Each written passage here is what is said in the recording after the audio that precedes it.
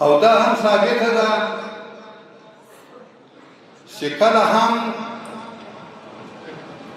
د یو باطل مقابله سره مخامخ شوي یو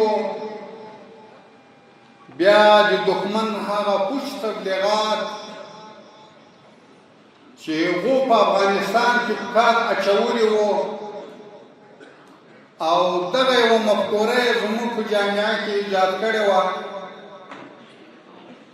چې د محراب او د منبر او د پوهنتون استاد او پوهنتون یو ځای نشي سره چلېدلی د دوی په مابین کې دغه تفرقه اچولې وه خو ګوري ځوانانو د پوهنتون محصلینو ګوري شیخ صاحبانو ګوري د دیني مدرسې طالب العلمانو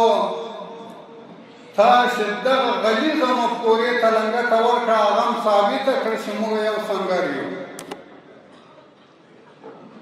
کله چې په افغانستان کې الحادیت او کمونیزم دلته زموږ په تعلیمو ادارو کې هغه د الحادیت مفکوره خپروله او خپره شوه چې هغه نتیجه کې بیا د روسیانو مداخلې ته زمینه مساعده شوه همدغه پوهنتون و او همدغه مدرسه وه دغه زموږ محراب و دغه منبر و چې د کمونیزم په خلاف دلته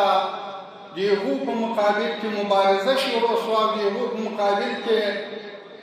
عملي جهاد شروع شو